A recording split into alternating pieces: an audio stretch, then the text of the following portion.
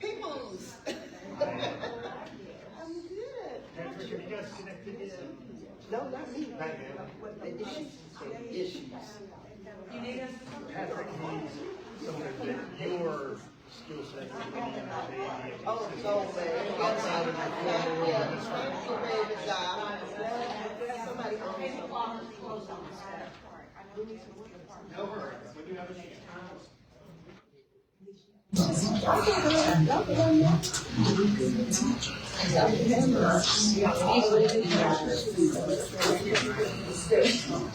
The side area or the already got my margin. All right.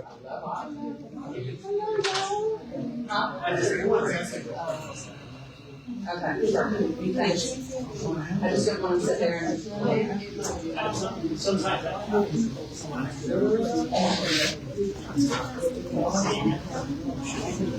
I followed the plan. How it is.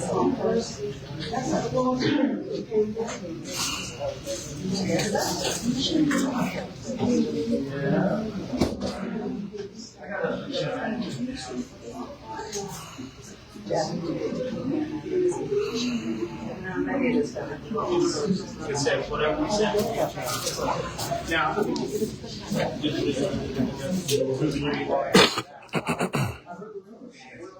that is the fact.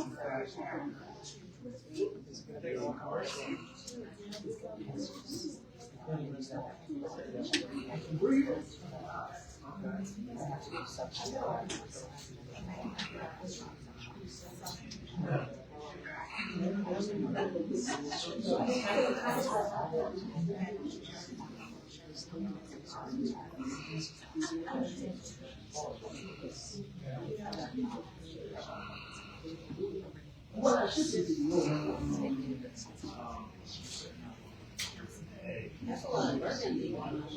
There is. You send out your girl just feeling it.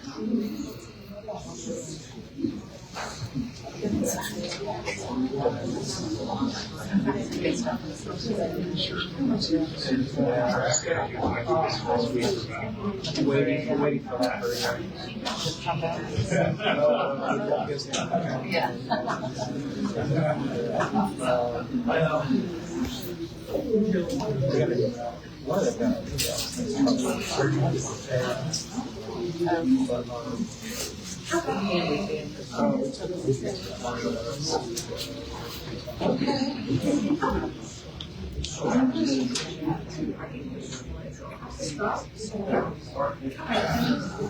But no, I don't think I can get it.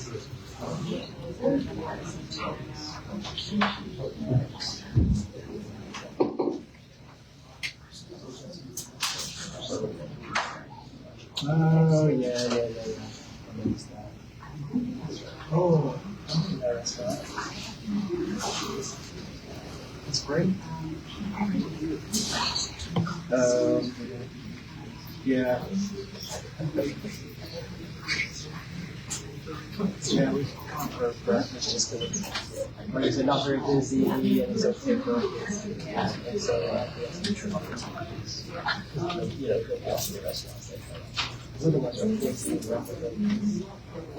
That's like it's ESPN, it's like talking about sports, but like there's something on TV that there's nothing. It's just crazy.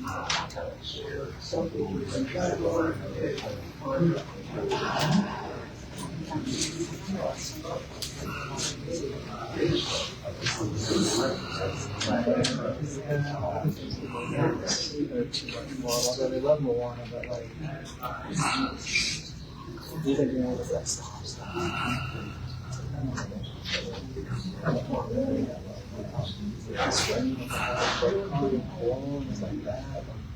It's scary, so.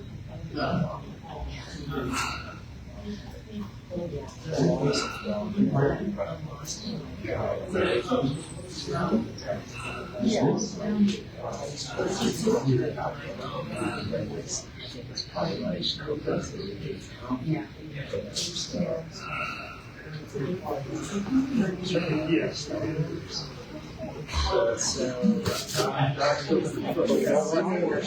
So that's it. So that's what I'm getting at. So there's one program but we don't.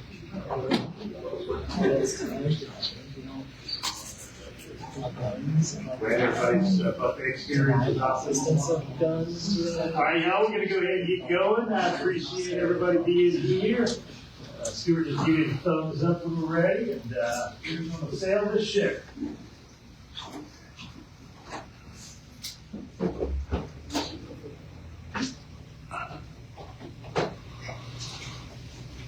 All right, everyone, welcome to the monthly work session of the Athens Park County Mayor and Commission. It is Tuesday, March 11th, 2025. We have 4 items under discussion today, a couple of programming notes.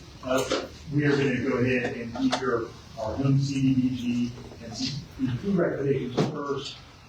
We're then going to turn to our 2 outside partners, the Athens Homeless Coalition and neighborhood leaders, and then we're going to conclude with options for increased housing for Bruce Lonnie. So I'm just going to move that to the end, just based on staff availability.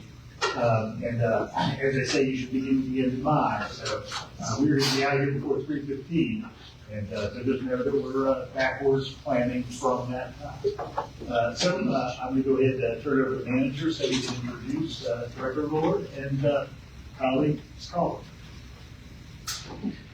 So first up today, we have presentations on home investments. As a reminder, home is funding that is passed down from HUD, specifically to create and support affordable housing. And so HCD is going to take you through their recommendations on how that funding is used this cycle. So today we're going to discuss, excuse me, consolidated plan and affordable housing goal, explain the home application review process. We'll review home funding application release information, the proposals and funding recommendations, and then we'll review the remaining schedule for annual action plan 1. So HUD requires a consolidated plan. It's a 5-year needs assessment, resource view, and gaps analysis, and a tool for making data-driven, place-based investments in the community by use of community consultation and citizen participation.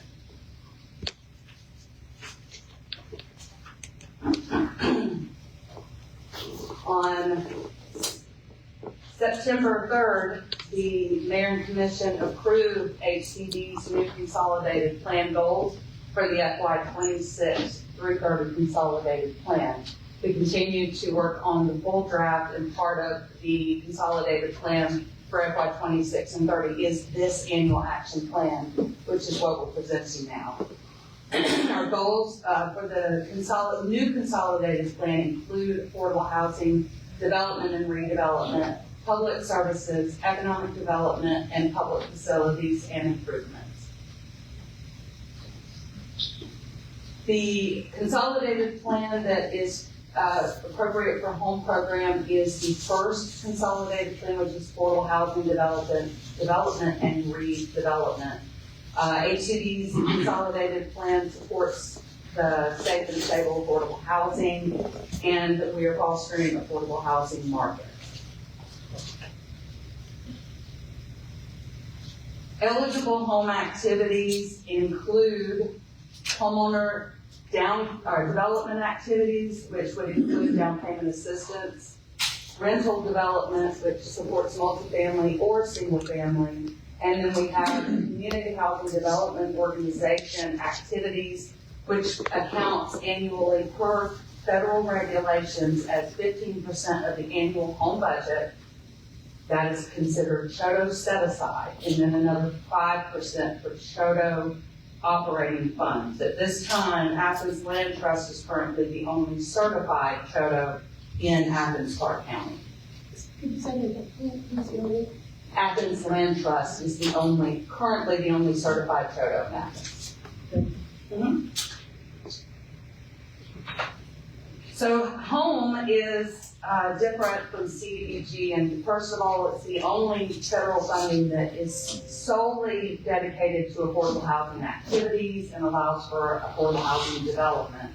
As such, it requires different review processes and has different regulatory laws that cover it, different from CDBG. So it is gap financing. It does not support 100% of any development project due to the regulatory subsidy limits and our funding limitations. All home projects are subject to an affordability period that may run from 5 years to 20 years, depending upon the activity and the amount of home subsidy. And finally, current home limits, or current home income limits, rental limits, and utility rates, and homeowner value limits must be used for all projects as applicable, and HUD provides these limits to us on an annual basis. The application review process begins with a 100-point scale. Staff reviews these 6 application categories, and again, you can get a maximum of 100 points. Minimum points for consideration of home funding is 75 points. So minimum threshold 75 points, maximum 100. Furthermore, a home requires that participation or that participating jurisdictions, PJs, complete a thorough subsidy layering and underwriting evaluation and a review of each application to ensure that the project is viable and that no more home funds are invested than are necessary to ensure project completion, and that annual regulatory subsidy limits are not exceeded. So you're looking at quite a few things that have to come into play in order for an application to be considered qualified. Unlike with our CDBG awards, the home funding recommendations will not be impacted by HUD's FY26 allocation announcements, since FY26 potential funds were not included in this process. Only HCD planning and admin total requests will be subject to change due to the 10% regulatory cap. So when we moved our process to an annual cycle, we started out releasing in FY25, we used FY24 funds and back. We didn't use our FY25 funds. So this year, we're using FY25 funds for the release. So we're not having to worry about what HUD may award in this upcoming year. So with that in mind, what we have available for FY24 and 25, we had some FY24 funds remaining, and FY25 funds is approximately $519,000, and we do have some home program income funds that came in, so we have about $285,000 coming from there. So a total of our entitlement activities that we could award for FY25 is $805,370. And we're 10% of the anticipated FY26 funding for planning and admin is being included in there. But again, that is the only potential funding that is included in this funding recommendation presentation. And as stated, HUD has a 15% required CHODO set-aside amount that we have to allocate for CHODO activities, including operations, and that's $107,000 and $44,000. We did not receive any CHOTO set aside or operating applications this year, so it's important to note that that money for set aside and operations will not be used this time. It's not in our funding recommendations. We didn't have an eligible application.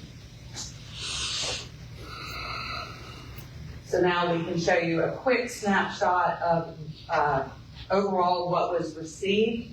For new construction, we received 3 requests at $1.8 million, and we're recommending 2 projects at $805,000. We received 1 request for rehab of homeowner occupied units at $500,000. We're not recommending that project. Rehab of rental units, we had 1 request at $225,000. We're also not recommending that project. And then the FY26 anticipated 10% for HCD act. So 6 requests for $2.6 million. We're recommending 3 requests at $876,791. And you can see here, just an example, the gap between what was requested and what's available is $1.577 million. So now we'll actually get into the application. So as you can see, we did have 2 applications that did not meet that 75-point minimum threshold application score, so they were not eligible to move further in the subsidy layering and underwriting process. They weren't eligible for consideration. We have Athens Area Habitat for Humanity ranked number 1 with new construction of 4 single-family home buyer units at Michaels Creek. They asked for $600,000. Staff is recommending $480,000. Athens Housing Authority requested $710,000 to construct 2 more units at Savannah Heights and to include down payment assistance in that application. And we are recommending $325,000. Blue Ridge Atlantic Development submitted a LIHTC application that they plan to submit to DCA for funding for LIHTC support. We're not recommending this program. Home requires that projects be shovel ready within 12 months of contracting, and this project hasn't been approved yet for LIHTC. Not very likely that it's shovel ready.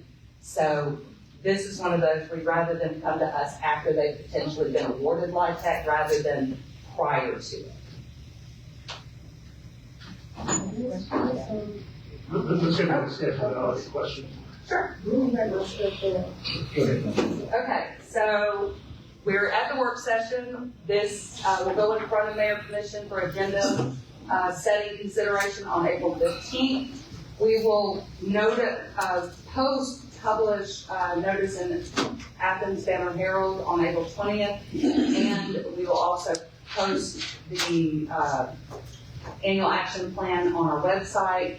We'll make it available through listserv or public comment period. That's when it will begin, is on April 20th. We will publish it on the 21st. It will come in front of you on May 6th for the vote. And we will initiate environmental reviews. Another key about home is that contracting cannot begin until an environmental review has been finished, completed, with no mitigation, or with mitigation accounted for. Then we will initiate contracting. Hopefully the environmental reviews will be done, and we can start initiating contracting into 2015, or 2025, I'm sorry. The FY26 consolidated plan is due to HUD, annual action plan 1 due to HUD on June 24th, and then home funding, the actual project program start time is July 1st. All right, so you wanted me to go back to this? Yes, now, I don't know, you're right, thank you. On that Blue Ridge Atlantic, the reason why they were denied was, again, because So this is a proposed project for LIHTC funding through DCA, through the state. So they have not received that. DCA won't accept applications until May. So they haven't even submitted this. And actually, they did submit it last year and were not awarded. So they're submitting it again, hopefully to get LIHTC. But They don't have it yet. And because home requires that these be shovel-ready and ready to begin within 12 months of contracting, we're concerned that the time it takes to get awarded for LIHTC, get the project up and running, will far exceed that 12 months. So it would be a risk that we would have to withdraw that money from that project if they were not ready in that time. So we would rather encourage them to go through with their LIHTC application, see if it gets approved, and then resubmit it in the future for home funding consideration when we know that it's ready to go. Okay, so I guess okay, I needed to be able to explain that, because from what is in the street with the building, they were not, because the housing authority, because I understand that was private and public partnership that. The BRAD is a private public between BRAD and the Athens Housing Authority for development. So it is with that Athens Housing, right? Yes, it is. Okay, so that it clarifies some stuff, because I understood, I didn't know it was with the housing authority, but there's speculation they were competing with the housing authority, but that's not the case. Well, they are, but they're competing against a different housing authority application. So Athens Housing Authority is submitting a LIHTC application for the North Downtown Athens Phase 2. They're submitting this, Blue Ridge Atlantic, and I believe based on a GIC application that was submitted for consideration of points, there's another project called Woda that they will be submitting. So they have multiple projects that they're partnering with the Housing Authority that they plan to submit. So they're competing against each other on that state line. Issue so many credits. Yeah, they only issue so many credits. So it's very tight competition. Well, I will say that developers, okay, I shouldn't say that. I think that the misconception is they never thought they were competing. They thought they were working with So is there any other organization besides the Housing Authority that can do like that? Absolutely. If they choose to do so, they can absolutely do that. I think A lot of them do with the Housing Authority because the Housing Authority has established a relationship with the state for the LIHTC, so they get higher consideration. They're a strong competitor for LIHTC applications. Well, that could be a screen or two, so that they get prospective tenants, they can go like, oh, you would fit over here, oh, hey, we've got one of our regular units every year. So they're kind of And a lot of the times the developers are the ones that approach the Housing Authority asking if they would be willing to partner in that program. And I guess that's where the misunderstanding came from. They really thought that they did not think that the Housing Authority, they were competing against who they thought they were partnering with. Does that make sense? Well, yeah, I mean, and they are. Okay. But they're, Okay. but like I said, two or three other projects that Athens Housing Authority is either submitting directly or are partnering with. listen, John. I'm interested in seeing the scoring for this, rehab project.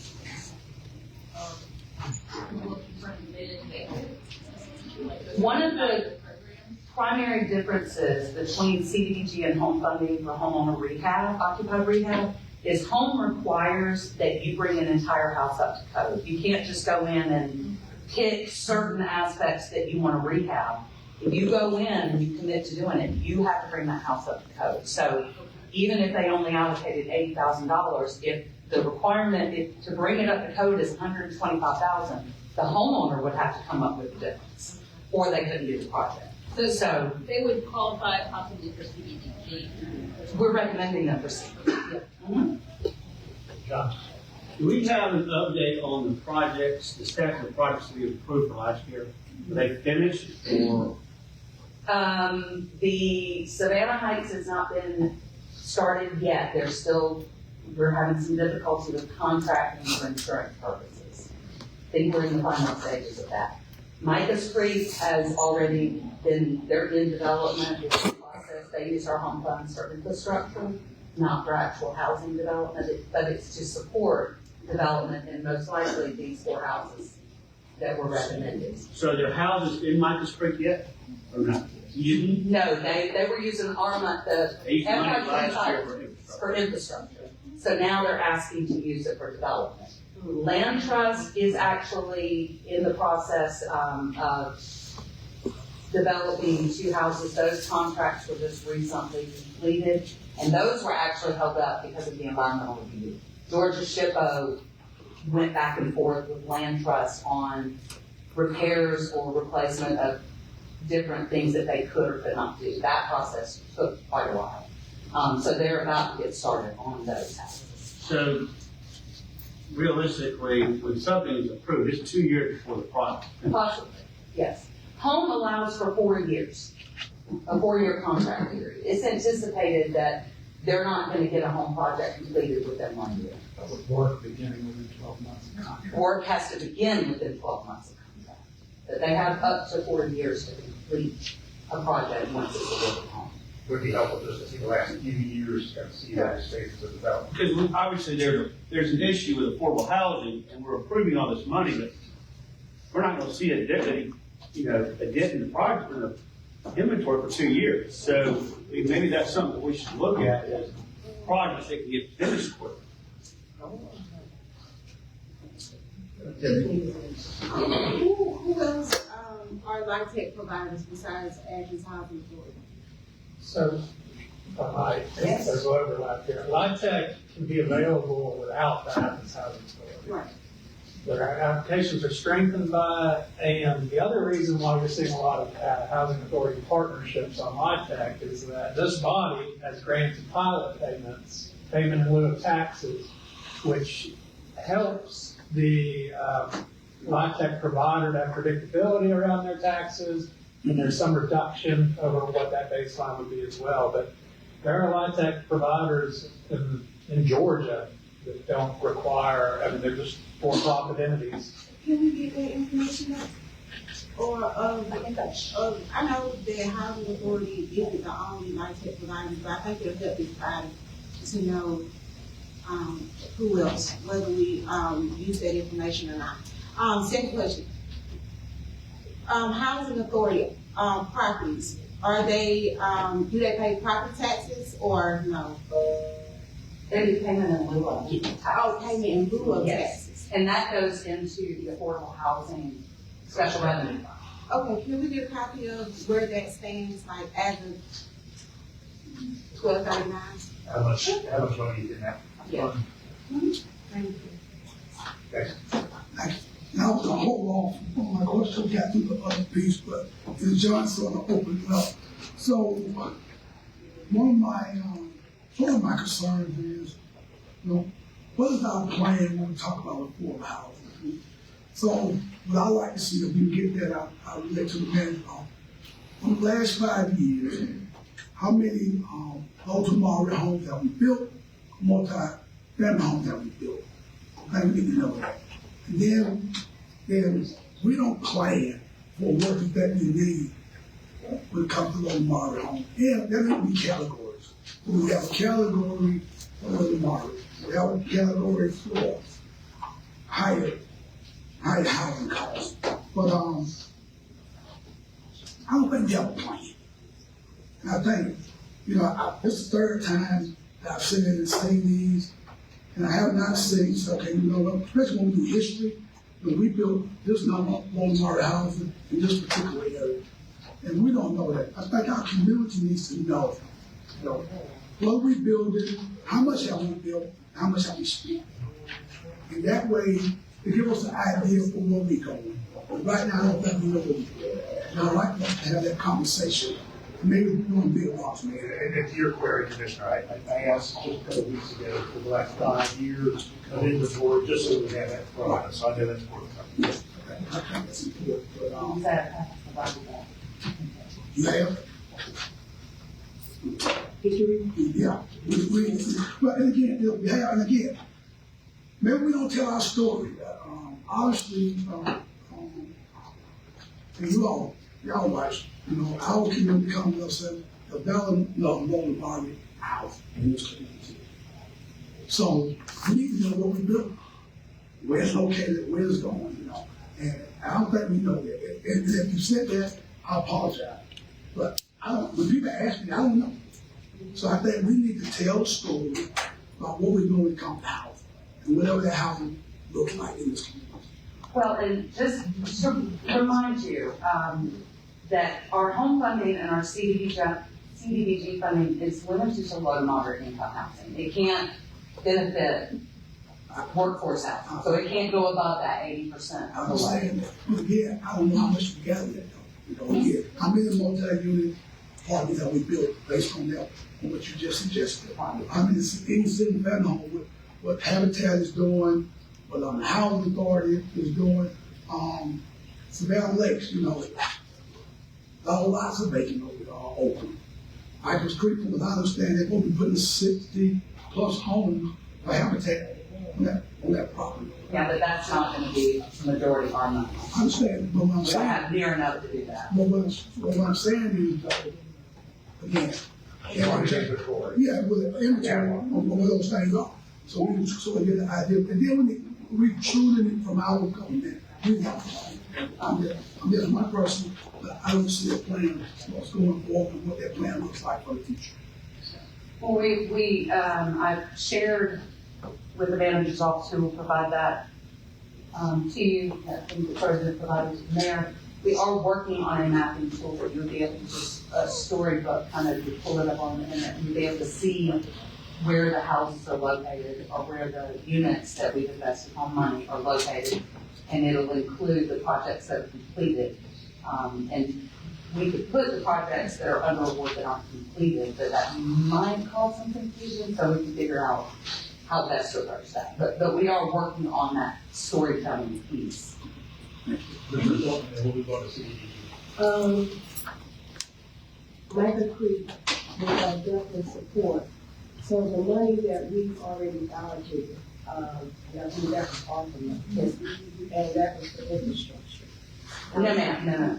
So the ARPA is for development of 10 units. The FY25 home money that we invested last year was for infrastructure. Okay, so I'm struggling with not having any housing yet from the ground for starting up with 10 units. And we're looking at what's this going to cost us at the end of the day? I guess that's what I'm trying to get to. Okay, well, if you remember our GIT presentation, Georgia Power came in and they gave you a demonstration of the cost of subsidizing affordable housing. The important thing to understand is that on average, to build a 3-bedroom, 2-bath house, it costs about $359,000 in this current economy. If you want to make that house affordable, about $150,000 to $100,000 for a low-income home buyer, you've got to subsidize that unit for anywhere between $200,000 to $259,000. So on average, we only get $800,000 in a home, and that's the only money that can be used for development of affordable housing. So if you look at a subsidy of $200,000 per unit minimum, then you're looking at 4 houses.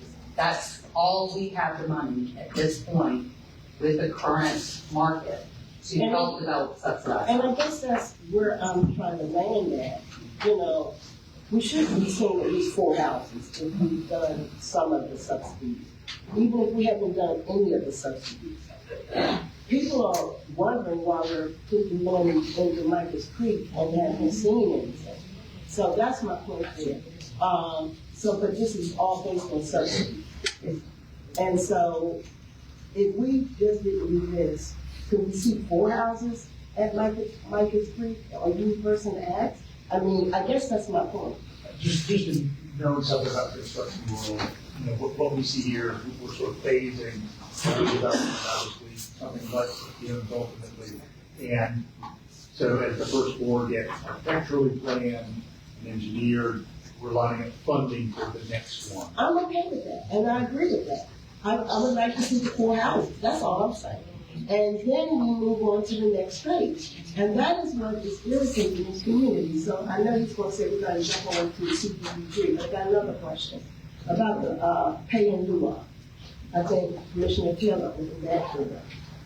Pay in lieu of sounds really great, on the front end. But if we're doing pay in lieu of with the house, well, I got one more question after that.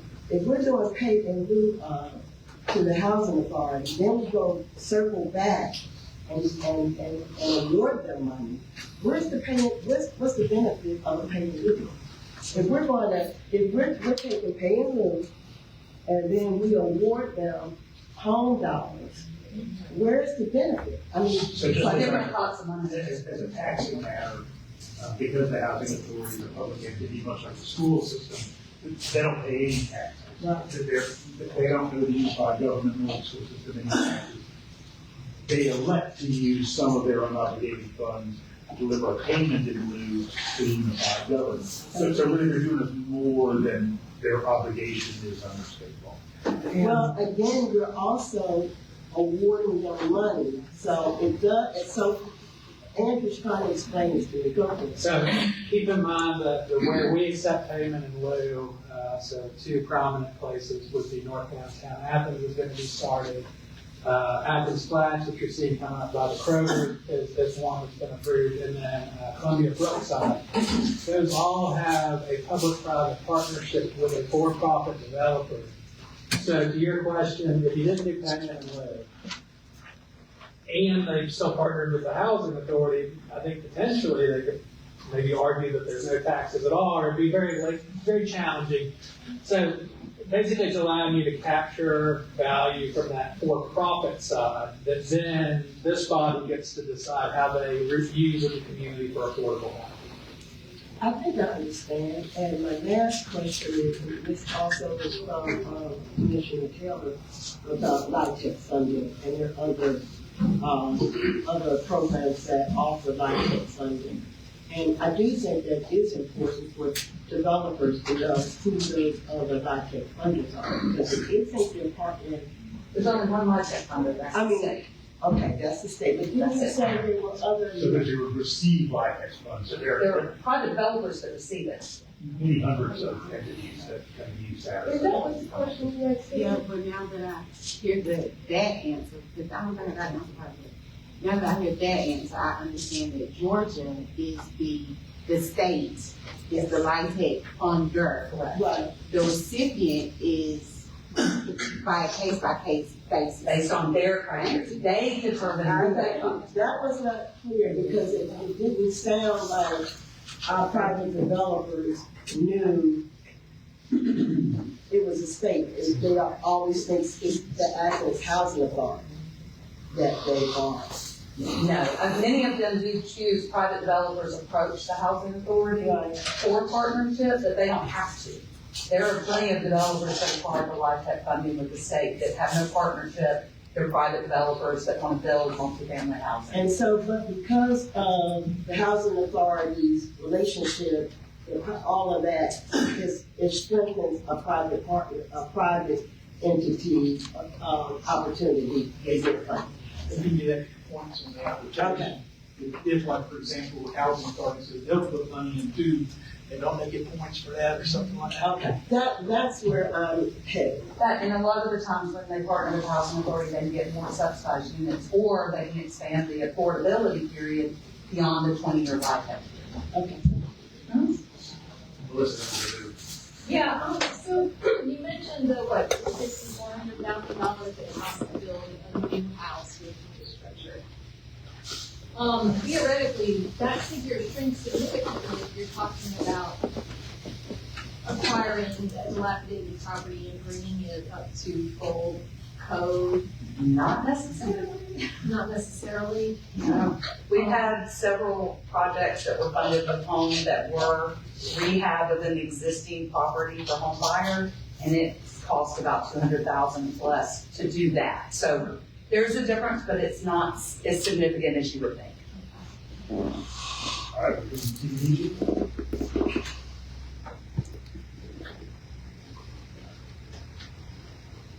So teeing this up, CDBG is annual funding that comes to our community every year from HUD.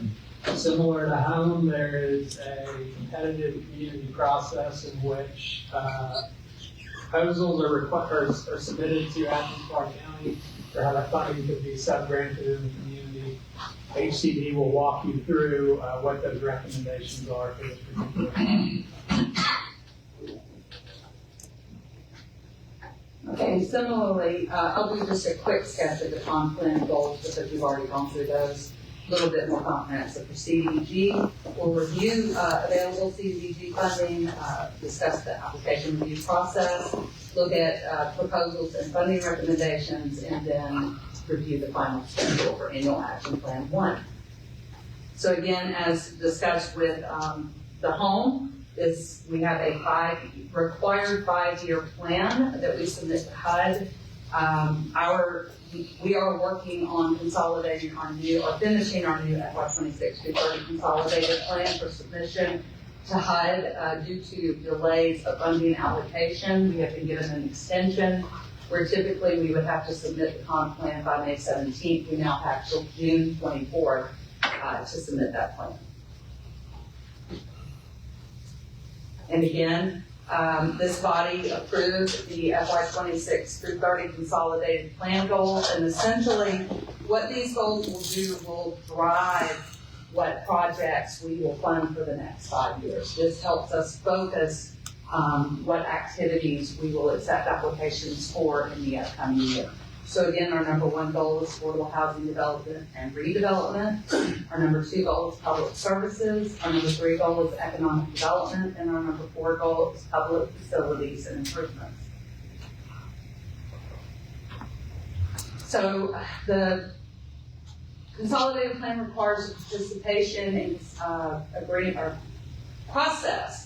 And for us, we have the vision committee, which advises HCD on our consolidated plan and annual action plan projects. They share feedback from the community. They help us review and rate submitted applications, and then help us prioritize what applications or what funding recommendations we bring in front of you each year. We have 10 members on the advisory committee. This year, based on active membership, we had 8 members that were available to assist HCD staff with the review and rating of all of the CDBG applications. And third-year members either can resubmit to serve another 3-year term, or they will roll off and we will publicly post positions for vision committee membership, which is decided by this body. So unlike with home, CDBG, we have to do a guess on what we think we will have for the upcoming year. In the past, we used a 3-year average process, and that did not do us any favors with funding being reduced. This year, we decided to go with the amount that we have available now for FY25. So our recommendations this year will be based off of the funding that we have available in FY25. If HUD announces the FY26 funding awards after the May 6th vote, HCD will submit a notice of proposed administrative action providing the actual CDBG award and adjusted allocations for each program, including required increases or decreases for planning and admin for public service funding totals to maintain the 20% regulatory requirement for planning and admin and the 15% budget cap for public services respectively. And if you recall last year, HUD actually announced our FY25 award on the day of the vote, so we had to postpone the vote for a couple of days to do a special voting session to account for actual allocation amounts.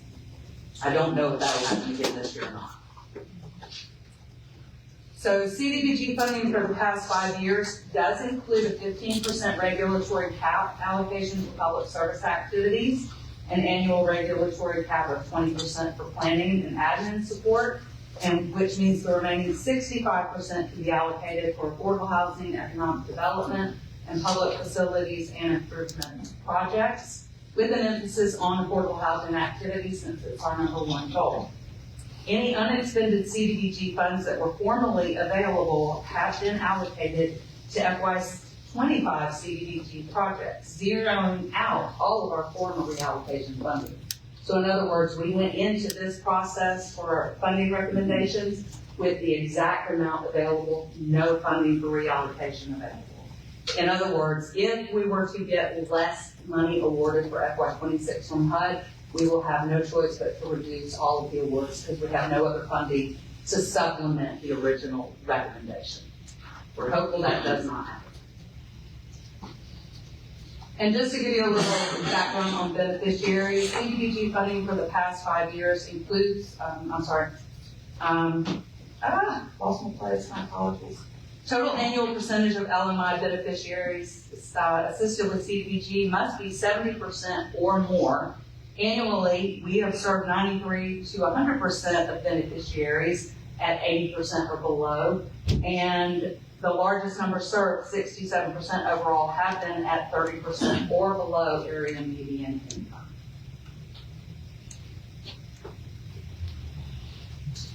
So funding request snapshot, we received 21 requests at totaling $2,396,000. 4 requests for affordable housing at over $1 million. We're recommending 4 projects at $530,000. Economic development, we received 6 requests at $618,000. We're recommending 5 projects at $261,000. We received 7 eligible public service requests at $251,000. We're recommending 5 projects at $176,000. We received 1 public facilities and improvements request at $55,000. We're not recommending funding for that project. And then FY26 HCD as planning and admin at the 20% cap. So we're recommending 15 requests at $1,210,965. Again, that is what our current FY25 award is. So that's the number we're using. And that results in a funding gap for what's available versus what's being asked. We're being asked for $1.185 million that we do not have to award.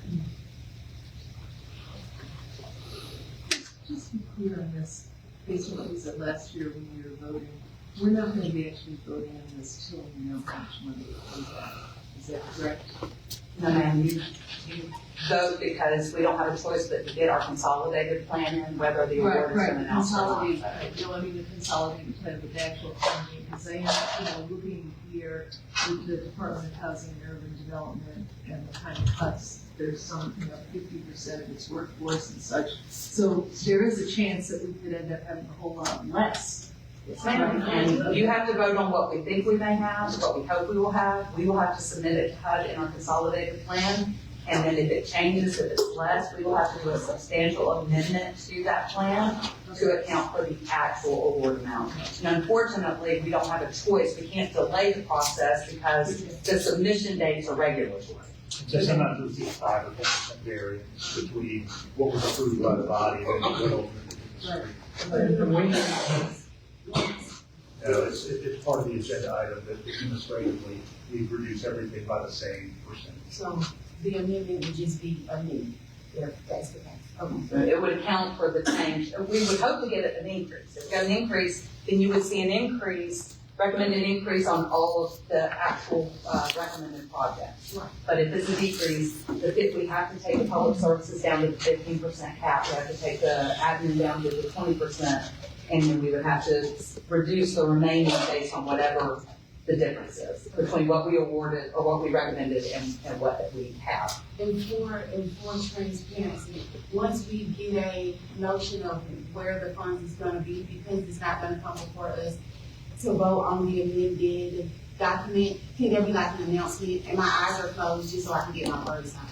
So, Yes, we can make that, absolutely. We can re-release the NOVA recommendation. The NOVA goes to the manager's office. It does go to you for review and approval. But yes, we will make that public, no problem. And I think if we saw a drastic departure on funding, say 20% or more, at that point, would we need to maybe pause and revisit our assessment? Because some of these projects may not be viable at a lower amount. Absolutely. But if it's within the Yeah, normal that's- variance, then that NOPA will be used to communicate the kind of checks and balances on the accounting.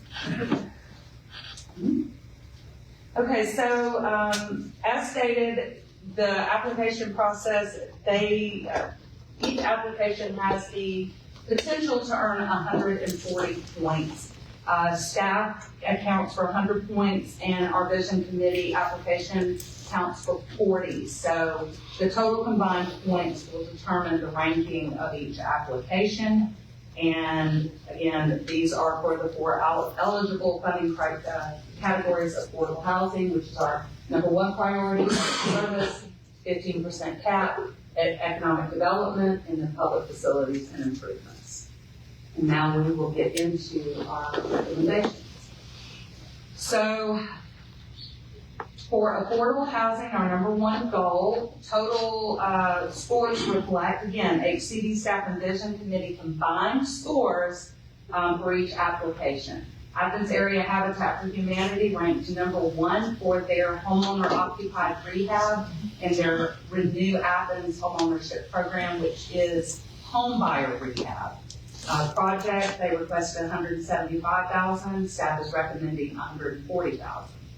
Historic Athens is ranked #2, requesting $178,000 for their homeowner occupied rehab program, staff is recommending $130,000. Athens Housing Authority and their Act One Homes program requested $301,000, they ranked 3rd, and that is to support their home new construction activities, that's the Savannah Heights developments, along with EPA to those Savannah Heights home buyers.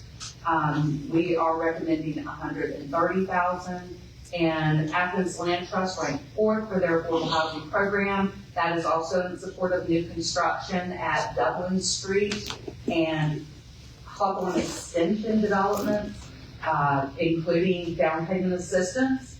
And they asked for $382,000, staff is recommending $130,000.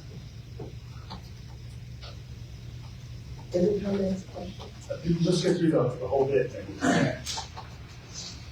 Okay, our #2 goal, public services, provides the supportive services to the community to ensure that needs are met. There is a public service federal cap of 15% on the annual CDBG budget. We cannot exceed that, and if they do not expend it in this year, they lose it, and it has to go back to the general fund. It cannot be used for future public service activities.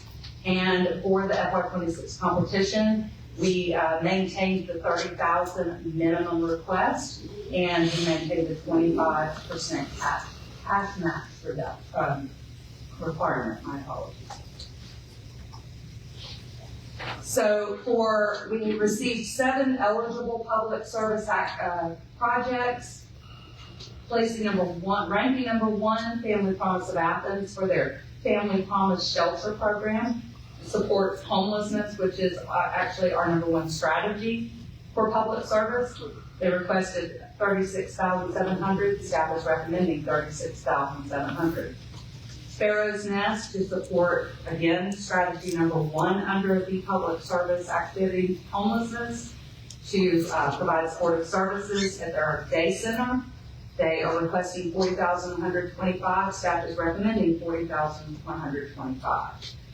The ARC is requesting $30,000 for their Commonwealth Athens Financial Assistance Program, staff is recommending $30,000. Georgia Conflict Center is requesting $40,000 to support their youth development violence prevention program. Rank #4, staff is recommending $40,000. And ADHS requested $30,000 to support their homeless assistance program. It's for mainstream benefits, support of their homeless day service center. They were requesting $30,000. Staff is recommending $30,000. The YWCO and Acceptance Recovery Center both requested $30,000, $45,000 respectively, due to minimum funding available. Neither are being recommended for funding at this time. There were 2 applications that were considered ineligible. Neither provided either match at all, or the match verification that they provided was less than the actual 25% requirement. And that was the Stimulated Foundation and Juvenile Offender Advocate. So neither were under consideration for review. So our neighborhood revitalization plans. NRSA projects include activities of size and scope that can positively impact a certain area. Currently, and for the past 20 years, our NRSAs have included census tracts 6 and 9 and 301 and 302. HCD is currently working to update our NRSA plan, and we are proposing to remove the Hancock Corridor census tracts and focus on the East Athens census tracts. This plan is under development. We have 2 more community meetings that will take place on the 20th and the 27th to continue to gain feedback. The plan also requires comprehensive data collection. We have to be able to show that the areas qualify based on type requirements for LMI benefit under area benefit, and that plan will be completed in May. It will go up for 30-day public comment and review. We will have another follow-up meeting with the East Athens community to show them and allow them to review the proposed plan, and it will come in front of mayor and commission for review and final vote in September. If approved, it will then take effect for our FY27 CDBG application process. Because it's under development, we have to maintain and use the current neighborhood revitalization plan for our funding recommendations for FY26. If you approve it, it will require a substantial amendment to our pond plan that we are prepared to do, not a problem. But the benefit of a NRSA is that it allows us to focus activities that would otherwise be ineligible. So you have a 15% public service cap. But if you have an active CBDO, Community Business Development Organization, within a NRSA, then they are allowed to carry out public service activities under the economic and neighborhood revitalization umbrella and not be subject to the 15% public service cap. And you're going to see that impact in our future, in the funding recommendations that we're making for economic development. So currently, East Athens has 1 certified CBDO, Community Business Development Organization, and that is East Athens Development Corporation. And they are being recommended for 3 projects in the approved NRSA, East Athens NRSA at this time.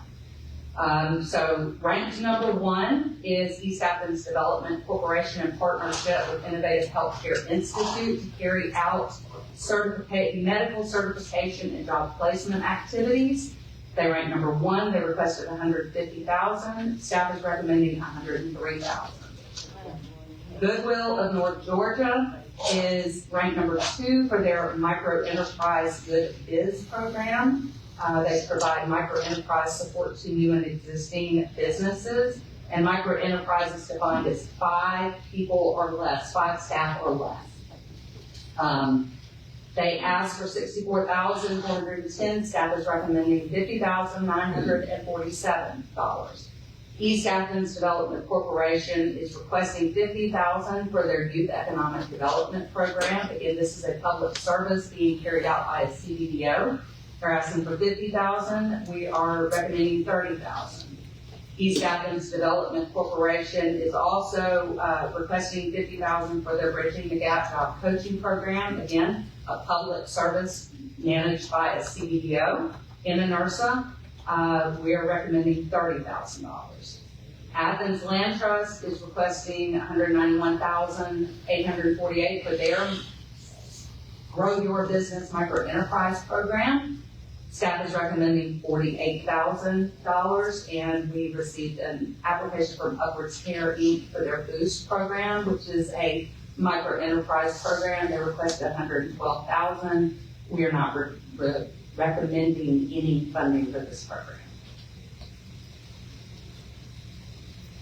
And finally, our fourth goal is public facilities and improvements. We received an application from the Bigger Vision of Athens requesting $55,000 to do facilities improvements for their bathroom at their homeless shelter. Staff is recommending 0. Unfortunately, with the limited funding, we just did not have the money to stretch to the fourth goal. They have also undergone a change of executive director. Is no longer with them, and they are without a permanent leader at this point. So we would be concerned about investing $55,000 until there's someone in place that would be able to manage this project.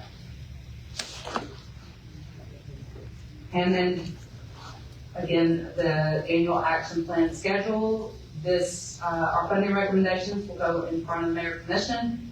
On April 15th, we will publish the public notice with our funding recommendations on April 20th, which to begin the public review period and public comment period starting on April 21st. You will vote on these funding recommendations on May 6th, and we will initiate contracting beginning May 7th. And because of our comp plan submission deadline of June 24th, that's when we will submit it.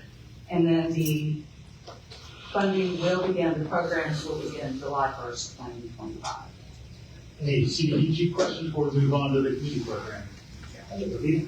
I don't even know, because I think we should probably do each section separately. But I don't know where this goes on the CDBG, but it is on,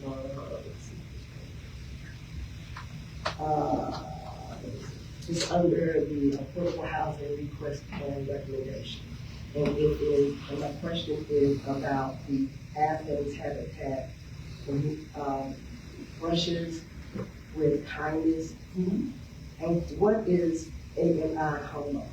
AIM. That is their, they used to call it EHART. It's their handicap accessibility program. Okay, so this is not the right thing. No. This is all specific to homeowner occupied rehab and to rehab of homeowner units. Oh, okay, I just thought they added another thing. No, ma'am. The Brushes with Kindness is their homeowner rehab. AIM homeowner rehab is specific to handicap accessibility improvements for rehab. And then again, they have homeowner units that need to be rehabbed so that they can be sold to low-income homeowner. And I see now, and I'm very happy to see, Sparrow's Nest, receive the funding. And I know at least 4 years ago, there was a question because they have a religious status. So that has changed. 4 years ago. We have funded them for the past 3 years. I said 4. Probably. I don't know. Did they? It was Okay, yeah, the federal guidelines allow you to award funding to an entity that is religious. However, the activities cannot be tied to a religious event. So as long as the services are neutral and provided to everybody, we are able to fund them. Okay, well that was, okay, so that's good to clear up. And I am very alarmed to hear that we have decided to, I'm on neighborhood revitalization plans. Mm-hmm. Well, 2 things. One, we're going to phase out Hancock Corridor as one of the tracks for revitalization. Yes, ma'am. And tell me why. They do not have an active CDBO. So here we go again. So because there's not an active CPO, we're going to take where services are needed at in that area. I guess I have a problem. It doesn't mean that we won't do activities that will take place in the Hancock corridor. It just simply means that we won't attempt to allocate or specify that a certain amount of our funding will go into that area because there's no CDBO to carry it out. And there's a federal requirement Yes. for this, for getting beyond the 50% cap. Correct. We can't do public services in that Hancock corridor because we do not have a certified CDBO to carry them out. So my question is then, HCD, have you made any efforts to make sure we, or to see if we can get a CDO in that area? We have had many conversations with the former certified CDBO and Who is the former? Alvin Sheets, it's on top, and he has not been interested in CDBG funding or in recertifying it. Okay. And then, okay.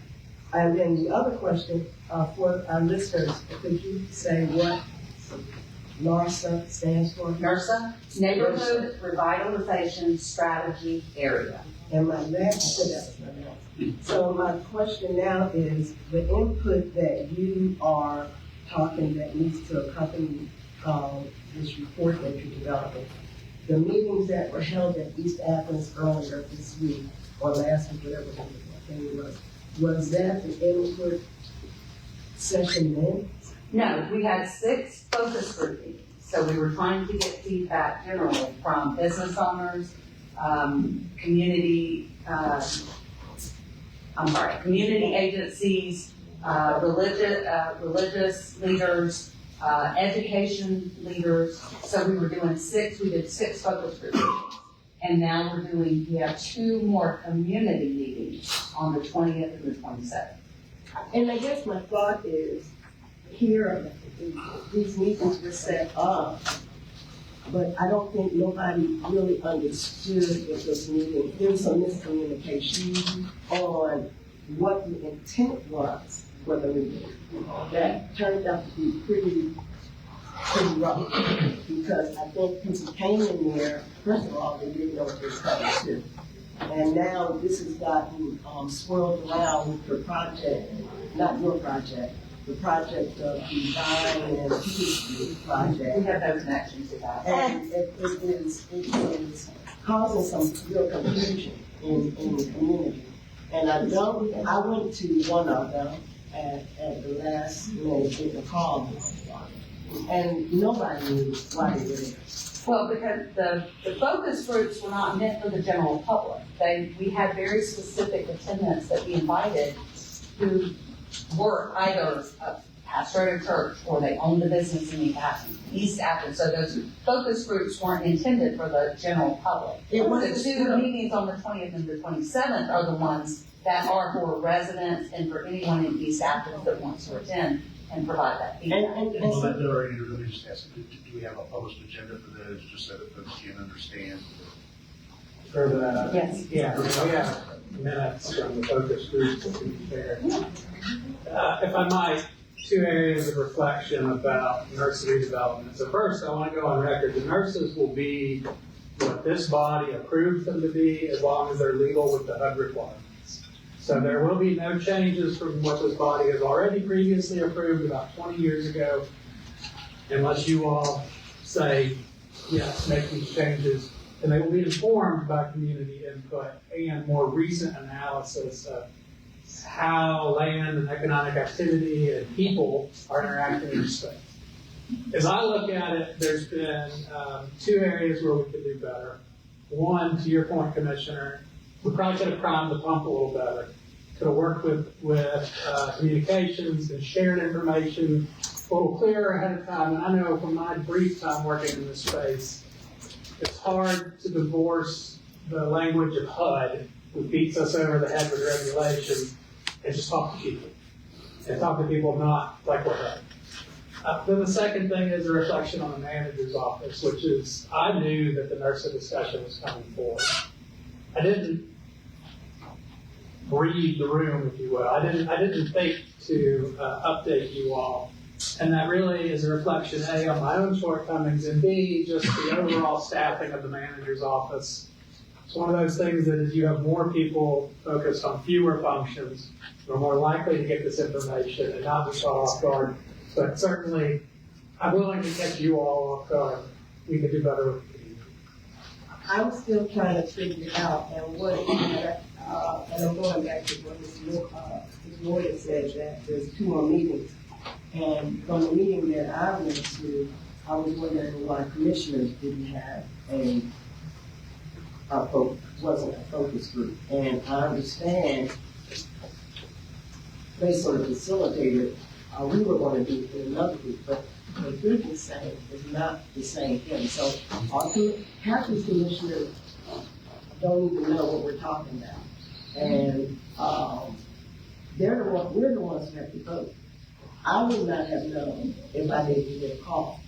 So if the commissioners don't know what's going on, and then you're going to come back and ask us to vote for something, that's just not good policy. We would bring the entire plan in front of you in a work session. No, we don't want no plan. We want to be part of the conversation. That's what I'm saying. That's what I'm saying. And it doesn't make no sense for my fellow commissioners not to know what I know and expect to vote on something. I mean, Commissioner right here saying, this is good. I'm like, this ain't good. It ain't good. Well, it's a 20-year-old plan, which is why we're in the process of I just need to speak to our lack of information trickling down and the confusion of 2 different scenarios going on now. That's all I'm saying. So I'm good. You've answered all my questions. I think that, Commissioner Watt, obviously there's some more public input to be had. Just direct, you can use number last week. Carol. Yeah, I'm just trying to make sense of it. So we have this the negative revitalization plans in this match on page 34. And we're going to go through the CDBG money, and we just talked about the public service requests and recommendations. And then we have the slide with the neighborhood revitalization plans. Is that part of the next part, economic development? And 2, would it make sense, like, is the wording underneath, is this where it's relevant that this is, so that wasn't like clear to me, it was just like existing there. But it says the NARSA projects include activities of sufficient size and scope to positively impact a geographical area and allow HCD to allocate public services to support economic development, which is the next thing, and neighborhood revitalization activities which are not subject to the 15% public service. So are these revitalization areas here, in a sense, it could have had this under, like, you could have taken the heading economic development requests and put that white band above the maps as well, because there's relevance to the economic development, and it's the why this is important is these map areas are important is because you can they're not subject to the 15% public service cap. I mean, so I'm trying to make it make sense in this presentation and understanding this. Can you help me with that? We just did this slide first before economic development so that we could really call out that these activities are specific to being carried out by a community-based development organization in that defined area. And then you go and then you see that you have 3 starred activities that are specific to the approved NERSA being carried out by a CBD, a certified CBD. But that the NERSA maps don't apply to the affordable housing and public service ones. This is only for the economic development. In general, according to governors? If a certified CBDO wanted to apply for CDBG funding to carry out affordable housing activities, they could. Okay. We just haven't gotten it.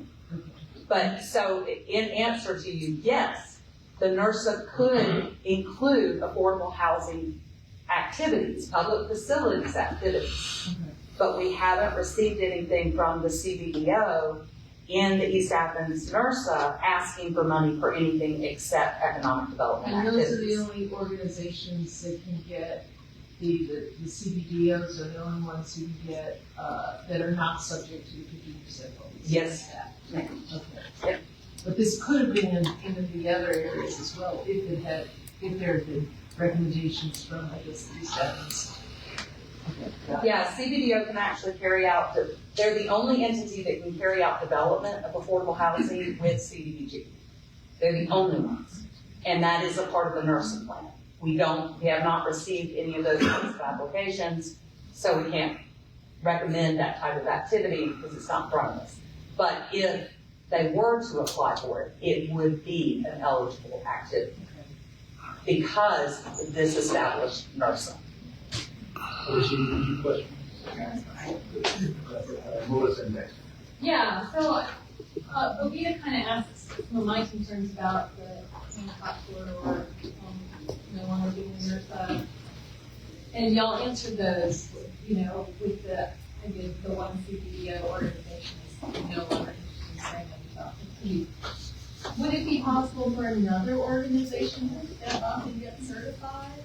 What does it take to get certified? They have to have a very specific board set up, and they have to function in a specific way. Yeah, I don't know right off the top of my head, but we have provided that information in the past. If an agency wanted to be a CBDO, once they meet that minimum criteria, then they can apply. We would certify them based on their meeting these requirements, and they apply for when they apply for the fund. Do they have to be located within the footprint of the nursing? They have to be located within the footprint. And another thing is, we're atypical having 2 nurses. Most jurisdictions never have more than 1. And the purpose is that you want to focus your funding into an area for the purpose of economic revitalization and neighborhood revitalization. So you don't want to spread your money too thin. If you can focus it on an area, that's the intent. So that's what we're trying to get to, is the heart of what a nurse means in the first place, which is really focusing on an area and trying to put as much funding into that area as possible. And so these nurses are defined by the census tract boundaries, correct? You can have very specific neighborhoods that you want to focus on within the census tracts, and that's what we're trying to figure out now with the getting community feedback is, where do you want us to focus within? But it's still based on census tracts, and they have to be contiguous. Extra Tiffany and back to the people. Several years ago, I mentioned about, we do these, funding that, let's see some data. And I've been looking, I can't find any data on what we gave out last year and what happened with those particular organizations to now. Is there a way I can find that data so I can? Yes, sir. When you get the agendas, attachment 2 is your performance. It will give you the performance of every agency that was funded in the past and what they actually did, how much they spent, how many people they served based on their goals. So that will be an attachment 2, and we provide that every year. We are working on dashboards to try to get. Because I went to the dashboard, like y'all asked me to. We have the public service is finally finished. It's unfortunate. It's not that it's easy as we hoped it would be, but we are working with our budget strategic analysis department to get the affordable housing and economic development dashboards up so that you can do a quick shot of this is how much they've spent and this is how many people they've served. So that is attachment to the agenda, provides all that performance. And again, like I stated earlier, we need to tell our story. And so people know, Commissioner Faye talking about being transparent about how we spend these dollars and who benefited from those dollars and what type of outcomes.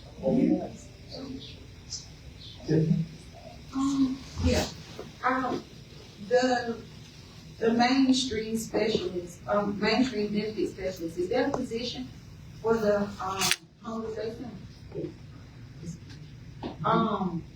And also, how does developers access the funds from the Affordable Housing Fund? Is it like an application process? Yeah, we do an application release are you talking about CDBG or home? CDBG. Yes, every October we do an application release.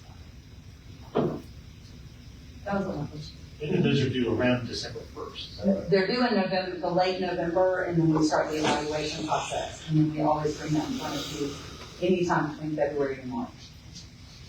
My question is going back to the certification. I totally would not want to support,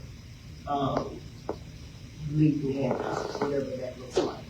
But you said that another entity could apply. I can't understand why Alvin wouldn't want to be, certified like that. But we know that Dr. Maddox has a leadership group in Rock Springs and in that area, and I know she would be really upset if that just went away when there is an organized group already functioning as an advisory board. So I mean, I'm glad that you said it because we need to at least address it. And if nobody steps up, that's different, but just to shut it down because one person, the poverty is in both. You got, you know, I know you don't want to spread yourself so thin, but you have the west side poverty and the east side poverty. So that would be. And just keep in mind, we still do fund projects that serve the Hancock Quarter 6 and 9. That it doesn't stop just because they're not the defined nurses. But when you're at the table though, it makes a difference, okay? Yes, yeah. I'd like to see it too. Okay. All right, anything else before we move on to the community partnership program? All right.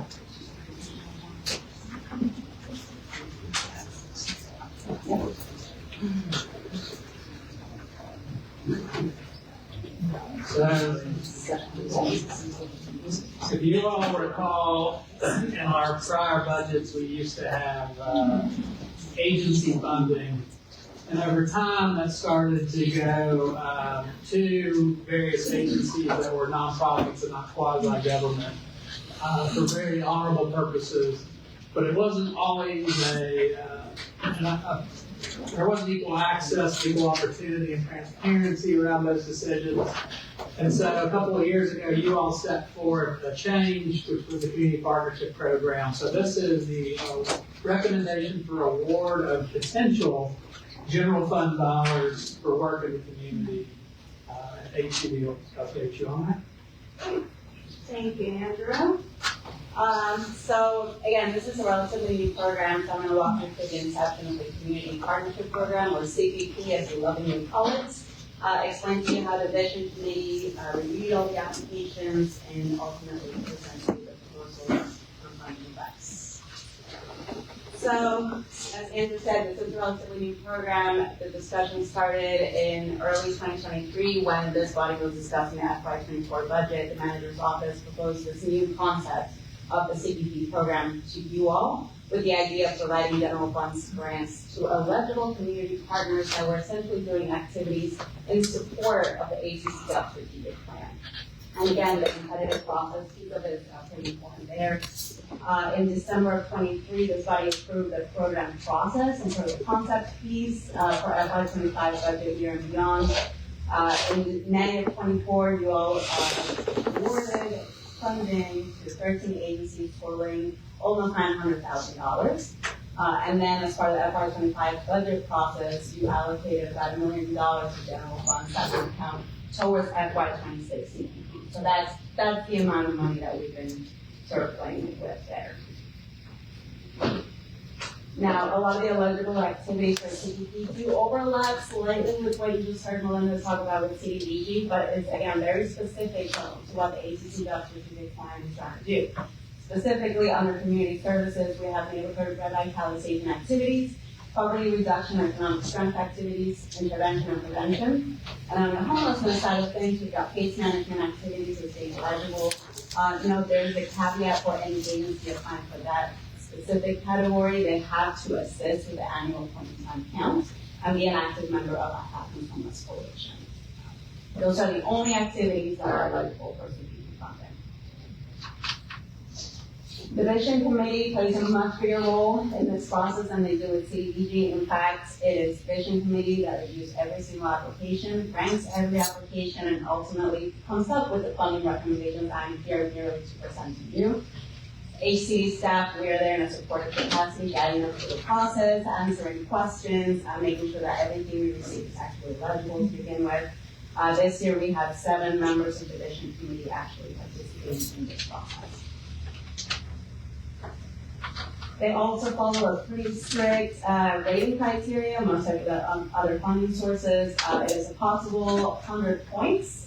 It is broken down, as you see here on the screen, with the largest chunk of that, 45 points, being focused on outcomes and performance. Again, trying to make sure that they have the ability to meet those goals. The next section is financial ability, how they're going to use that funding, cost per participant, whether or not they have diverse funding sources, followed by community involvement, and then their organizational staff capacity and ability. So a snapshot. Again, we were working with $1 million as stated in last year's budget. In October of 24, we received 31 applications, totaling almost $3.6 million. In case you're curious, last year we received 19 applications for slightly over $1 million in requests. Destined Inc. did withdraw the application in January, deciding that they have other funding, other programs that they prefer to focus on. So that took us down to a total request of $3.47 million. Again, that leaves a funding gap of $2.47 million and change. So quite a lot of interest this year, which you will see reflected here in our funding recommendations. How many applications were there last year? Last year, 17. It's almost doubled. Almost doubled the number of applications. Funding requests, it's almost tripled dollar-wise. The breakdown of activity type is pretty similar as what we saw last year. The majority of them going towards intervention and prevention activities, followed by poverty reduction and economic strength. And then homelessness, we got 5 applications and 3 for neighborhood revitalization. Again, the dollar requests more or less reflect those numbers of applications. So now we're going to get into the actual funding recommendations as provided by the Vision Committee. Before you get into that, just in terms of the process, it's the Vision Committee that is doing this ranking. Yes. Do they meet together, or do they just do this online? Yeah, so it starts out with an online process. They have access to all of the full applications, everything from the proposed budget, the narrative, the goals. They also have access to performance to date through December of 2024, I guess at that point. So they rank the applications during an online system, and then we came together in February during a public meeting. The reporting is actually available online, where they just sat down and discussed their rankings, and ultimately through a lively discussion, they came to this one of recommendations. But yeah, thank you. I meant to mention that earlier. So again, lots of applications, not enough money. So on this first slide, you can see the top 12 applications ranked there in order from 1 to 12. These are the ones that are ultimately being recommended for funding. The amounts all the way on the right column, they add up to $1 million. So it's a little hard to see on the screen, but 8 of those 12 are agencies that also received funding last year for similar programs in about the similar amount. We start off at the top with the Athens Area Diaper Bank for diaper distribution via healthcare orgs. They asked for $50,000. They're being recommended for that same amount. The Athens Area Homeless Shelter asked for $220,000 for the shelter operations and programs. They're being recommended at 100%. Farris Nest, for their Breaking the Cycle program, they're requested $40,000, being recommended at 100%. Downtown Ministry, this is a new application for this year for Our Daily Bread Community Kitchen. They requested $106 and $221. They're being recommended for $104,566, which is slightly less of the full request. United Way of Northeast Georgia for the 211 program, they requested $24,400. They're being recommended at 100%. Acceptance Recovery Center for the Indigent Funds program, they are recommended for $15,900, which is a full request. Project SAFE, high-risk teen advocates, recommended full, after full request, which is 100,134. Books for Teach, another one of those new applications this year for the spring book distribution. They requested 70,000, they're being recommended 50. Athens Land Trust for the Young Urban Buildings Program, they requested 100, and they're being recommended at 900,000. Fair Vision of Athens requested 45,000 for their Urban Life Program, they're being recommended at 100%. And the last thing on the list, Salvation Army, they requested 200,000 for the homelessness prevention program, recommended for 100,000. And Family Promise of Athens for their addiction prevention program, requested 200,000, being recommended for 150. So these are the top 12 as ranked by the Vision Committee. These are the 12 that they're actually recommending funding for. So. Let's finish this and the next two slides are just the remainder of the 30 applications that got grants that are not being recommended for funding. I can go through these line by line, but you can also see them on the screen. You'll see here there are 3 agencies that received funding last year that are not recommended this year. Those are the Neighborhood Health Center, Georgia Conflict Center, and Juvenile Offender Advocates.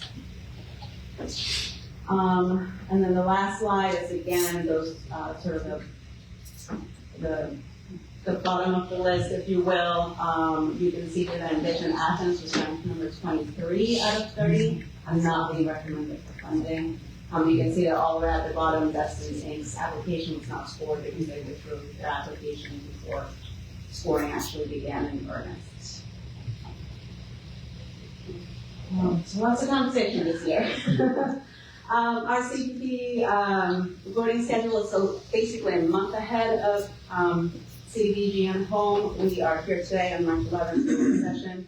We'll get the agenda setting on March 18th, hoping for your vote on this on April 1st, so that we can initiate contacting within the next couple of days. And again, this is tied to the fiscal year, so the actual funding will be available July 1 of 2025 through June 30th of 2026.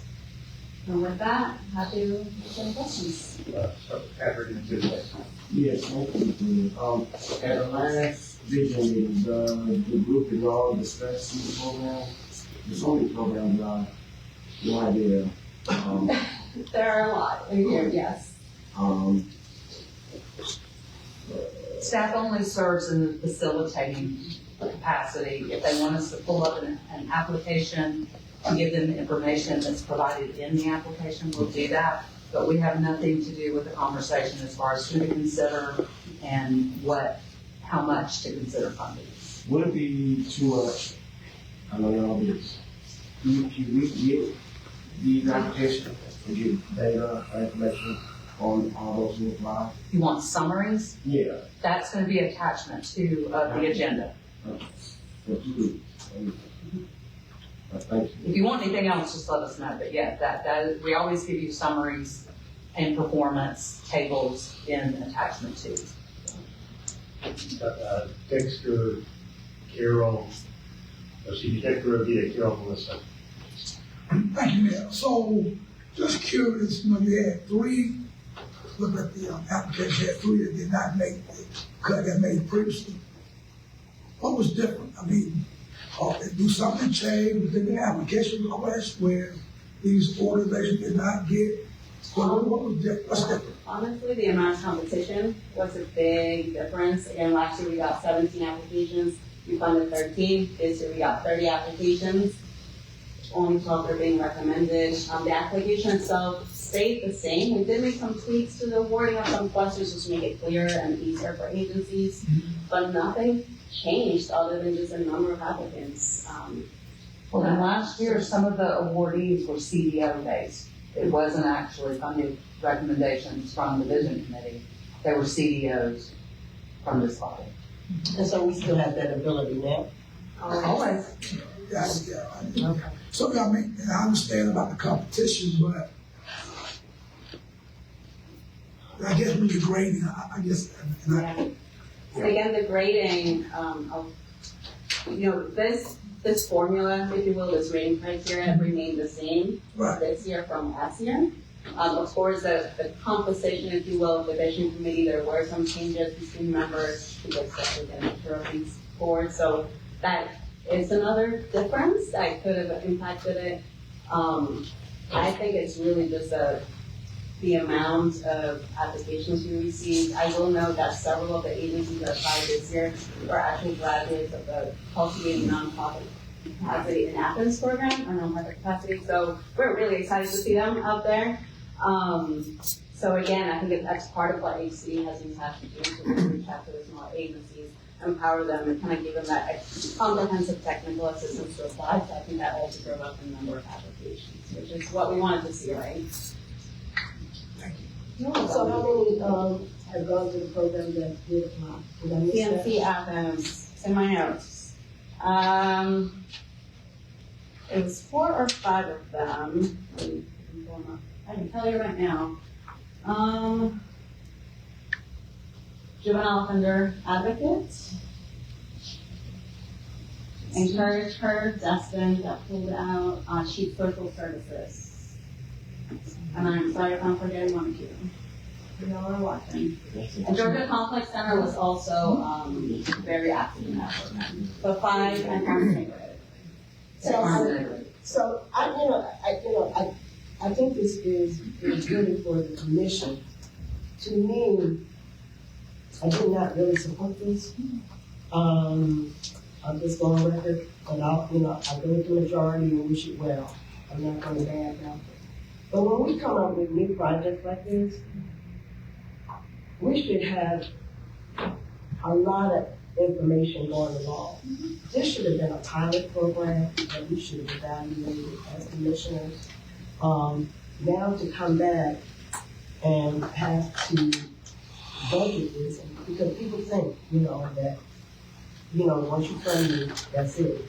But if it's not working, or not getting the data, and that's what we seem to keep missing, is data. Now, if you go back to, the eligible activities. All of the eligible activities are also being done by other agencies. These are activities that support the ACC strategic plan. That's where we kind of pulled it from. Existing agencies, whether they have been funded by this body in the past or not, there are a lot of them that do these kinds of activities. Well, my big thing is, it seems like, and I'll give you a perfect example, the neighborhood leaders. The neighborhood leaders are supposed to be doing a lot of this that is under eligible activities. So it looks like we are duplicating services. Unless you can show us documentation and data where all these groups are connecting at some point. There should be a point place where homeless one, wasn't it something like that? Yeah, homelessness on the right. Okay. How does that group work with the Homeless Coalition? And how does they work with the Sparrow's Nest? There needs to be able, in my opinion, that we show we're not duplicating services, but we are showing where things are connecting, and we're seeing where outcomes are changing. We're putting more money into homeless things. Homeless situation is not getting any better. So we need more data. I need more data. Well, in the homeless context, we'll obviously hear about that in just a couple of minutes. There's certainly, in other service areas. But that was the example I gave, but I feel that way about all of it. And I don't think that I'm being the best steward when I cannot explain why this group is doing the same thing this group is doing, and we're not seeing the change. That's my point. So, so we got to vote on this, right? On April 1st, and that's the agenda pretty much. Well, I hope commissioners that next year that we start setting up some clear criteria how we evaluate things, especially when it's a new project. We should not assume that it should require ongoing funding just because we piled it this time and don't have the data to Well, then, just a reminder, when we released this money in FY '25, we only had 550,000.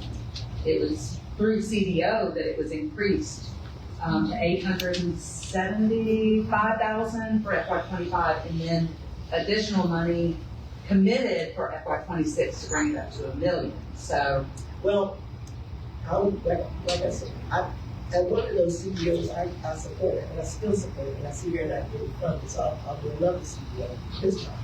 But my point is still this. If the commission is making bad decisions or not making decisions, we should be having those conversations so we'll know what's what. Two more commissioners to get to, Carol, Melissa, Patrick. Yeah, the evaluation was done on this from the vision committee, and there were 7 of the 9 people. There's one thing about the committee, but there must be a chart, like with the numbers on, like each of those categories. yes. Can we get that without the names of the people, of course? Yes. And then, so we can see there. Now, the second thing in terms of that committee needs, this is really their primary function along with the work that they do with the CBD. There's 2 people who didn't participate.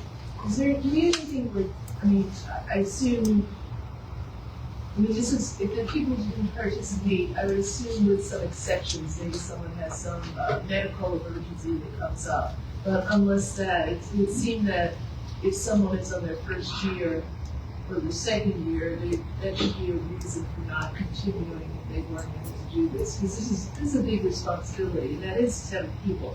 But I'd like to see the scoring chart so I can see how much discrepancy there was among that. And then continuing on that, in the discussion among these people, you said there was some party discussion. Was there any significant highlights of that? Without, of course, I would go back to questions. Yes, it's definitely it's worth watching. I think again we received over $3 million worth of requests. They only had $1 million to allocate. So a lot of the discussion was just like, what do we do? Do we fund everybody with a little bit of money, or do we try to focus it? If you notice, let me go back here. If you notice, the majority of those top 12, the majority of them got 100% of their requests, which means they're going to be able to carry out the program as proposed, right? Once you start cutting budgets, that's where you run into a little bit of a challenge there. There was they had questions for us, for staff, specific to some details of the actual proposal, like kind of reminders, right? Like, what's this program about? There was some concern, if I remember correctly, that, well, do we have to fund the agencies that got funding last year? So it wasn't necessarily one agency, it wasn't as contentious. Yes, contentious. It was more of a, how can we be the best stewards of this money? Like, how can we best represent the needs of the community and really give the funding to the agencies that have shown to have the capacity and ability to carry out these programs. And following up, this is the program that we implemented, and this is the 2nd year. This is the 2nd year. To replace the independent agency funding, which we felt wasn't a transparent, open process. Correct. Of course, Auditor has recently looked at this range of programs, given his audit work, his officer's work, and so I know you want to take a quick observation. Well, just real quickly, I think the conversation is obviously productive and going in the right direction. Everyone's thinking of what they should do right now at this point, but I'll just direct you to the audit that was literally accepted last Tuesday by this body, that one of the main findings coming out of this was when awarding these funds, whether CPP or CPG or anything, to look at the efficiency of these awards in terms of the number of awards and the size of the award, which may come to the detriment of just giving everyone something versus narrowly and strategically pinpointing which one should get it, and also the capacity of the organizations to actually handle the money. Because the flip side of that, what we observed in the audit is the technical assistance and the level of it that then has to be provided on a daily basis by staff which then brings them from doing other things. So, just good conversation to have on the planning commission. And then just as an illustration, you got $15,000 out of a program like this or CDBG, you would spend more than $15,000 for the labor enumerating work and documenting things, and so it wouldn't be worth it. So it's a fair point. I might also add, because this is coming up for an April vote, and it sounds like there's some interest in perhaps a discussion of a commissioner fund option. It's a bit non-traditional that you all are considering a vote on funding before you've adopted a budget, because this is for FY26. So as you craft a CDO, this $1 million benchmark was based off of a prior CDO that you all issued, and that's what we've been working on for budget development. Any increase beyond that, you need to be thinking about, is that something you would add as a new initiative into a budget that is quite tight? Right. Yeah, the previous program, we had people apply for awards and they got partially funded. This one, most of those awardees got the full request amount. And you talked about the documentation and everything. But these are pretty big amounts. I mean, was there any talk about more partial funding to expand the awards? Maybe I should go watch that meeting. Yeah, that was part of the discussion. It's basically like how low on the list of rankings did they want to go? Like if they had gone down to say the top 15, then with the limited money, a lot of those agencies would not receive the full request. To Gavin's point, that's also kind of what we were recommending. It's always focusing on how much can agencies actually do with a reduced budget. Also, my understanding in initiating this program, the idea was to award funding that would kind of get a program up its speed and make towns qualify for lower amounts and be able to stand on their own. Do you see any of that going on here? I'm trying to figure out which of these programs are actually continuations from the ones last year. The ones that are enrolled, and I know it's kind of hard to see. Most of them are. So 8 out of the top 12 are repeats, if you will, like a company in FY25 at about the same amount. Yeah. We get your exact amount, but it wasn't a significant difference there. See, that's my concern. I feel like, if you were awarded last year, you kind of consider that seed money and you start drawing back. That might allow us. Well, and if that's what you wanted, you could put that's what, one of the criteria that you want is that when you apply multiple years, it has to be at a decrease from the prior year. That has not been a criteria that we stipulated because we were not instructed to do so. But if that is a direction you wanted to consider, then that's certainly something that could be added to the application process. We want to make that explicit, though, just so that's clear among us and clear among potential recipients too. There have been some CDBG cycle where sort of that. It used to be that way. Dollar amount was the norm. I mean, maybe a CDO could be approached in that manner with some of these, because I noticed the ones who, at the top of the list that didn't make it were not awarded last year either. So. Got that. Tip the impact rate effective year. So I remember when we approached Williams, Hi, how you doing? former manager Williams, about creating or the capacity building and what was the mission. And from my understanding, it was kind of like the thought of teaching a man to fish. And so with all of the conversation that's been had, what I wrote down kind of doesn't work with what I want to say now. Because I didn't realize that there was a repeat. The bold ones were repeats because when I looked through, I saw other organizations who went through the program who didn't get funding this time because in my mind, I just assumed, well, that's the purpose. But I do agree, I agree with Commissioner Thornton, and I also agree with Gay. And please forgive me and Allison are trying to figure out how do we pronounce your last name? Hassan. You were like, I put an N in it, but Hassan. You can put whatever you want. What? No. So, but what I wanted to say is that, I think the purpose of this was to teach these organizations how to be self-sufficient. I don't want the public to feel like, there is a duplication of services, but we do have a lot of nonprofits in Clark County and a lot of them overlap. I just think that there should be, and to Melissa's point, maybe something out there to that point or to that aspect, like, hey, this is to get you started.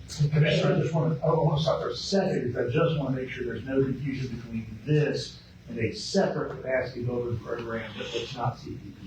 We have a separate capacity building program. Which was like encourage her in. Yeah, the CNC Athens was funded with ARPA money. It was a totally different program, but the point was to help them build capacity and learn how to become more competitive for this type of process. But this application is independent of that CNC Athens capacity building program. Okay. I will say we were really excited to see 6 of our CNC Athens participants even apply. Several of them in conversations, they said that they hadn't even felt confident enough to apply to begin with. So we're seeing that as a really good outcome of that capacity building program. The fact that they didn't apply. Yeah. They may not have been selected for funding this year, but it doesn't mean that they're not going to learn from this round for the next year. And prior to this process, you saw a few agencies, the same ones getting funding every year through that discretionary funding. And what this has done is opened it up to a much broader group of nonprofits to apply for assistance. Now, one thing you will see is that we typically don't recommend funding if the same project is applied for both CDBG and CPP. If they're being recommended for CPP funding, typically we would not recommend them for CDBG. So there's not that overlap in duplication. I don't want to see the information or the fact that these organizations or certain organizations like within the homeless sector use the fact that they received this funding, whether it's the first time they received it, to kind of position themselves. And just to be transparent, I'm speaking about the WODA application and how we do have some of our homeless providers in that application that was submitted before a lot of stuff in the application said that it was done. And I just don't want this body to approve things or, we can say, well, it's great work because it is great work, but I just don't want it to be used in a way to misrepresent what the community needs are in certain areas and what they're doing in certain areas, because sometimes it doesn't overlap. Yeah, and just to be clear, everything that comes through HCD comes in front of this commission for approval. All we can do is make funding recommendations. You approve them or you do a CDO. We don't make any funding recommendations on our own.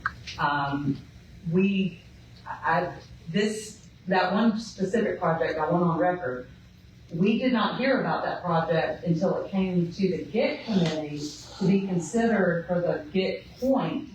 That was the first that we had ever heard of it. I want it clear, HCD has no connection to the WODA project. We have not funded it. We do not do public engagement for private entities, ever.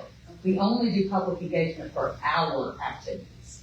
But there are plenty of agencies that they can make their own decisions to do whatever they want to do external to us. And we don't have any part of that process. The only thing that we have a part of is when it is attached to our funding, which again, comes in front of this body to make the final decision. So I want that on the record. HCD has no connection to the proposed WODA project at all. I actually do have a question. I was first, can we get an agenda this Friday? And we will have the agenda set at that meeting. I want to make sure that I put up time to get those actual, anyway. Is there funding to HCD, for, technical assistance? Is there funding to go and hold for head? Is that available? That's where a lot of, do you mean for staff to provide technical assistance? Yes. We do that. Yes, we do that every day comprehensively. I would say that sometimes 60-70% of my day is done technical assistance. That's a part of our planning and Athens. If you're talking about to the level of the CNC Athens, Yes. where we actually have a program, you funded that initial with ARPA money, and we have a little bit that has been approved to carry out less strenuous supportive activities. But once that money is gone, we have no formal funding source to support capacity building, training activities for our nonprofits. Outside of the regular. What we just do. And I know I've heard from probably both of you and some of your predecessors in the past, that you encourage that. Yes, absolutely. CDBG funding is opening October 1st. You want and encourage a sit down, because sometimes there are elements that people think might be beneficial that you recognize from past work might not be as beneficial, or they may want to do a slightly different type of their work.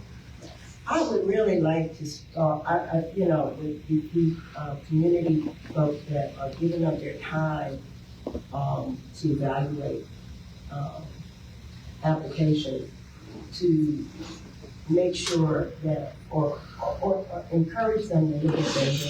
I don't know where the success is, with any of these projects, but data and being able to support these projects is important. So I don't know if it's all narrative. They received the full applications for FY26, and they also received performance to date for the FY25 programs up until December 31st. That was kind of the timing. So they had that data at their Okay, so they And same for CDBG.